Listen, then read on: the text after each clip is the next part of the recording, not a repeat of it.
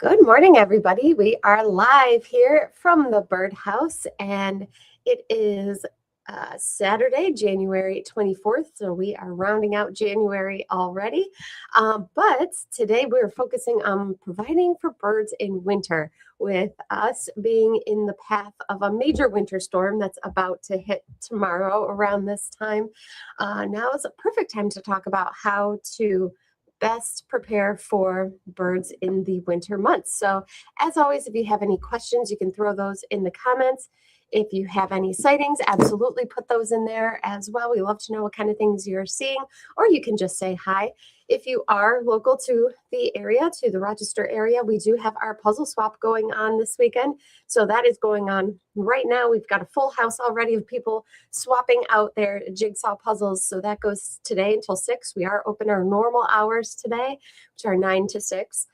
Tomorrow, we plan on being open at least in the mornings. We might be in the morning. We might be closing early on Sunday, and we're not sure about when we're going to open on Monday. We'll see what the storm brings. So, another thing, if you have an email from us in your inbox, definitely check it and make sure to show it at the register when you come in, because we offered a 25% off one item coupon in there. So this is the first time we've offered something at such a big discount. So this is going on for 1 week, so you don't have to feel like you have to rush out. You've got lots of things to do before the storm. It goes through Friday. So definitely take advantage of this deal. We still have things like heated bird baths here. If you're looking for a high value item, that's the time to use a coupon like this. So, but let's get started with some tips on how to best provide for birds in winter.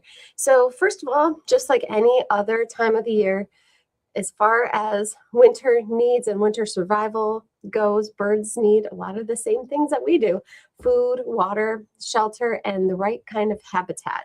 So you can provide them with all of these things with some with the things that you provide in your backyard. So we'll go through some of these things like food. So in the winter months, many birds switch their diet to seeds and berries from, say, spring and summer, when they're eating lots of insects.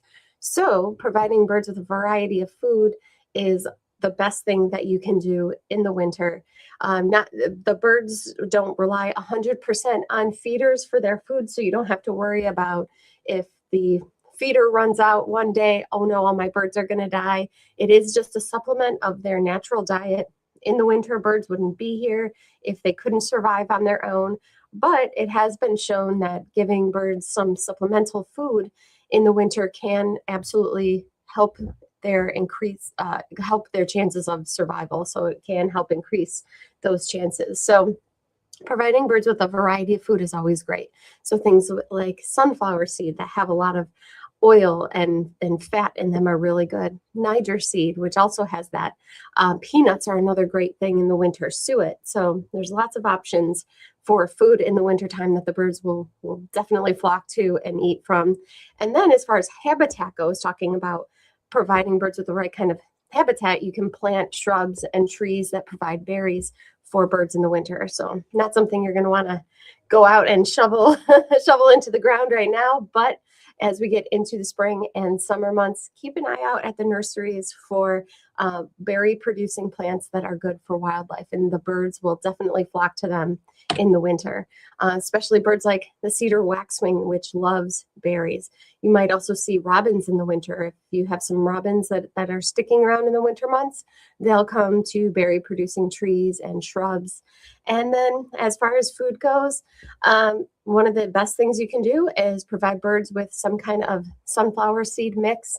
If you're only going to put out one type of food for birds, sunflower seed is the way to go. That will give you the biggest diversity of birds if you're just providing one type of seed. The sunflower seed will give you the biggest diversity of birds. If you put out a bird seed blend, that usually will get you some more types of birds. And here's a couple examples of some birdseed blends. On the left, if you've ever had seed like this, it has a lot of little yellow pieces in it. You might find that the birds tend to throw those pieces on the ground, and they go for the sunflower seeds or the peanuts. They're going for those bigger pieces of food in the blend. That is super, super common. If you've got a blend that has a lot of the cracked corn or these little round brown balls are called Milo, the birds tend not to even eat that. They'll throw that on the ground, and they're going for the sunflower seed, the peanuts, things that have a lot more nutritional value. So you're best off not getting a blend that looks anything like this, but you're better off getting a blend like this picture on the right, where it has lots of sunflower seed, it has lots of peanuts. That is what the birds absolutely love. They love the sunflower, they love peanuts, they like the safflower. So in general, the more appetizing the seed looks to you, it will be more appetizing to the birds. So, so anything with a lot of little yellow pieces in it tends to just get kind of wasted and thrown on the ground, and the birds are going for those sunflower seeds. If you are looking for a good way to provide birds with seed and then not have to go out a lot and not have to refill the feeder often, seed logs are awesome, especially during winter storms, because you can put them out and you don't have to refill them very often. For example, if you have your bird feeders out, you might have to restock them every day, refill them every day or multiple times a day. With these seed logs, what's really great, it's a whole bunch of seeds all stuck together. Takes the birds longer to eat them. They have to kind of peck at them a bit to get those little pieces out, so they tend to last a lot longer. So for example, when I'm going out and restocking my feeders, I usually have to refill my feeders every day, but with these seed logs, they usually last about a week or more. So the seed logs will last a lot longer. So really great thing to put out there if you want to provide birds with food, but not be out constantly restocking the food source.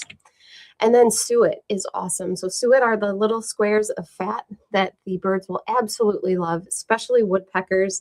And our best-selling woodpecker or suet feeders are these what are called paddle tail suet feeders. So you can see there's a little projection on the bottom of them. And the idea with those are the larger woodpeckers, like here on the left is a northern flicker or the pileated woodpecker. They will cling onto the mesh of the suet cage, and they use this little projection at the bottom to prop their tail up to make it easier for them to feed. So the paddle tail feeders are great not only for the little woodpeckers like the downy woodpeckers, but these larger woodpeckers find it easier to feed compared to just a suet cage that doesn't have that projection. And then providing birds with water is also important. It can be hard for birds to find unfrozen sources of water in the wintertime. So heated bird baths are a fantastic way to provide birds with water in the winter. They'll drink from them, and they will even bathe from the heated bird baths in the wintertime. All heated bird baths are plug-in, so there's not any solar heated bird baths. So you do have to have an outdoor plug for them to work. But what's nice about the heated bird baths is that the heated elements are all inside, and you just plug in the bird bath. They operate on a thermostat, so they don't make the water hot. They just keep it unfrozen. So the birds will have a nice unfrozen source of water. So it keeps it at in the high 30s or so. It's not like it makes the water really, really hot. And if you already have a bird bath and you don't need the whole heated bird bath unit, you can always get just the little bird bath heater. So depending on what kind of bird bath you have, you might not want to leave it out in the winter if it's cement or if it's a pottery bird bath. Those can crack with the water freezing and thawing inside of them too many times. But if you've got a bird bath that's plastic or that's metal, that can be left out all year, and you, including in the winter, and you can put one of these heaters in it that again operates on a thermostat. So you just plug it in and it'll click on when the water needs to be heated, and that's all there is to it. So you can absolutely provide birds with water in the winter.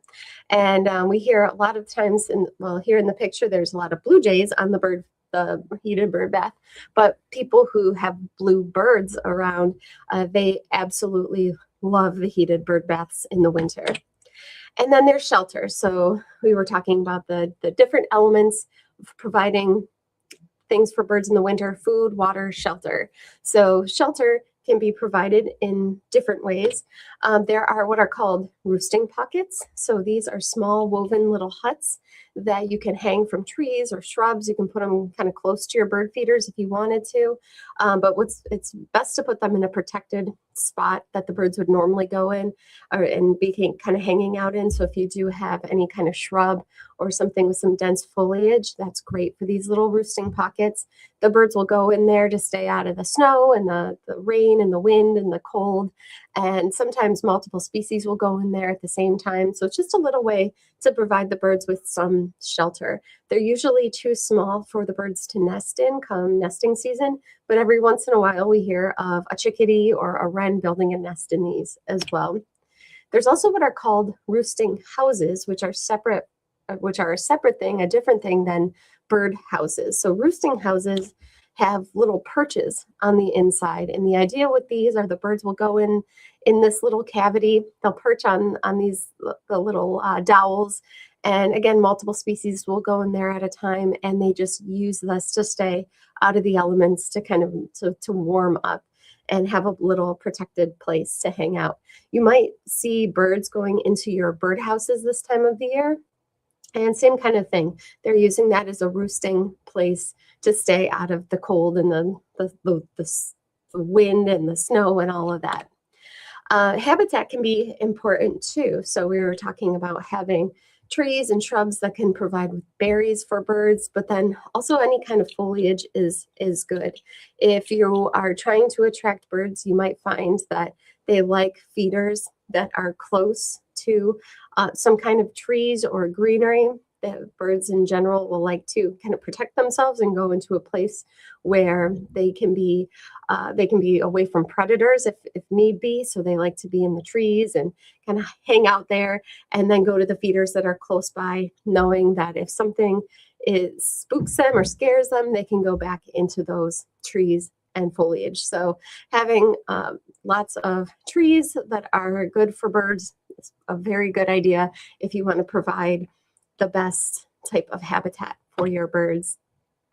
Some birds that you might see at your feeders in the winter months are going to be things like goldfinches. Goldfinches aren't bright yellow this time of the year, but they absolutely love Niger seed, or our finch favorite mix, which is here on the left.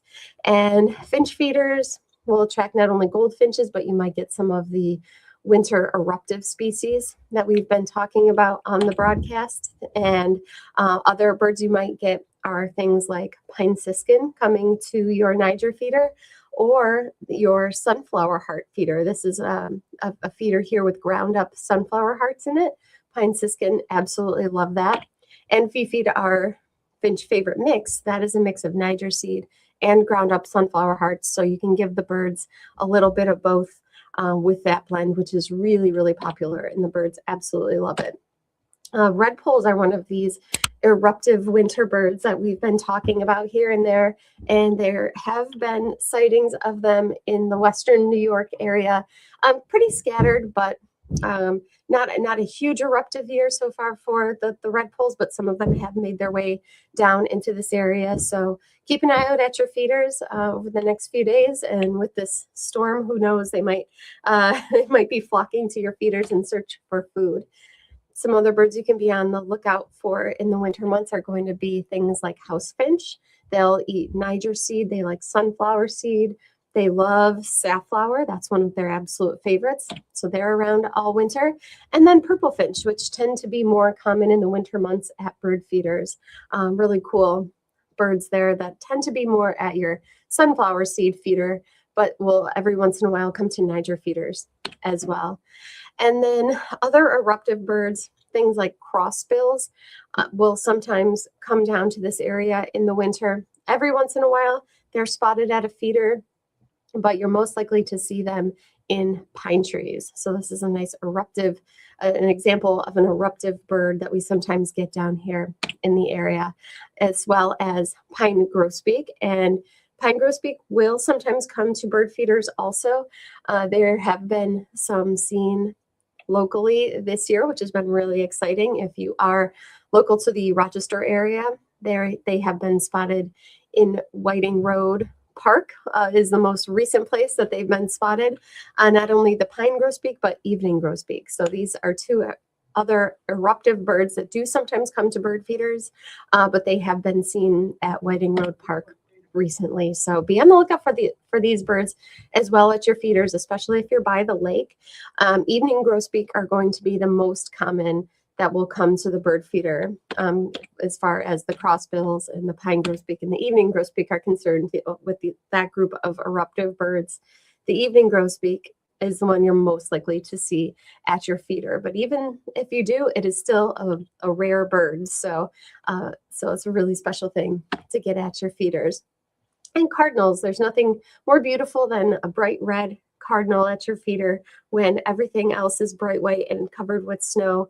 They are absolutely here all winter long. They love the sunflower seed and the safflower, and they will be here all year round. And you might get a nice big flock of them now, considering that it's not breeding season at the moment, and so they're not as territorial as they normally would be. Red-breasted nuthatch are another bird that can be considered a seasonal eruptive species. They tend to be more common in the winter months, and they'll come to backyard feeders. They love peanuts, they love suet, they love sunflower hearts. So be on the lookout for not only red-breasted nuthatch, but the white-breasted nuthatch as well. But red-breasted nuthatch are pretty neat because they tend to be more common in the wintertime.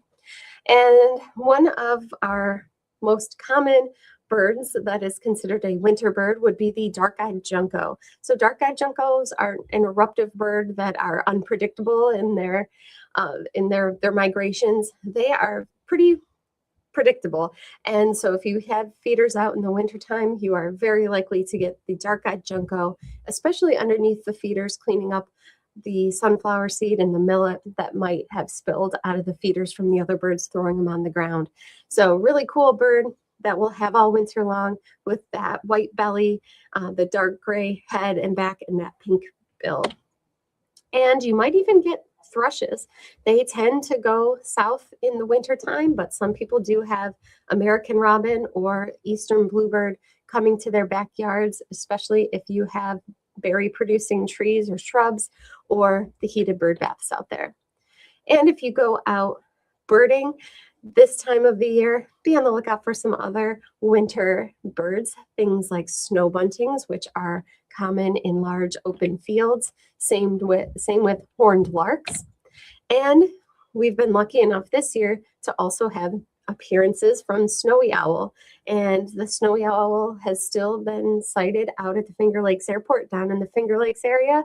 So you can go out there and see snowy owl. If you are lucky enough, you just might come across one. There's also been one recently reported by Buffalo Audubon. So there's been some snowy owl activity out there.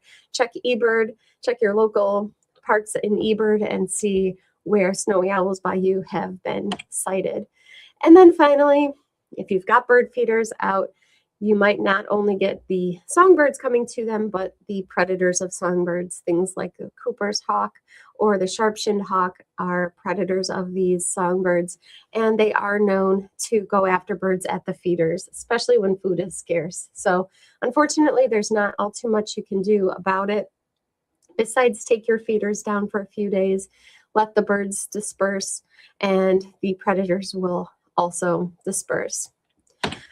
And finally, also, if you find yourself out by the lake, out birding, look for one of our, what I think are one of our most beautiful winter birds, the long-tailed duck, which is found out by the lake or by the bay.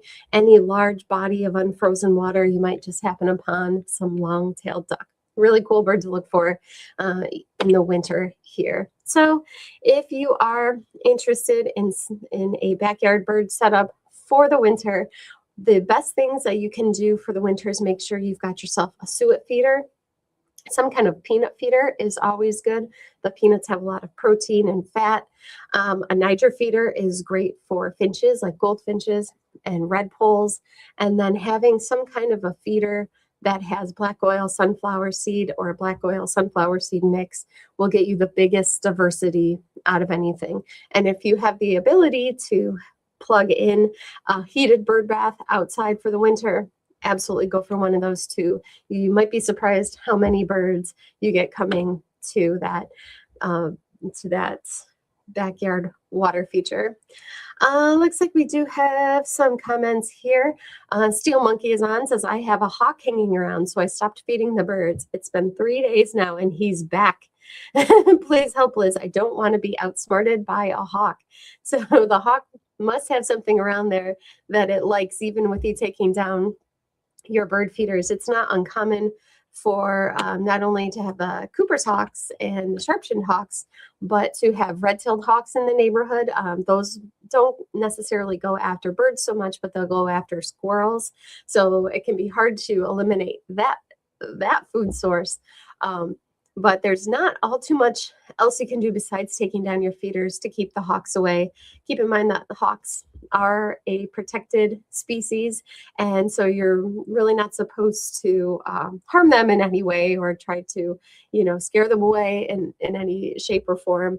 But it sounds like you're doing the right thing where you took down your feeders for a few days, and hopefully that hawk will go elsewhere.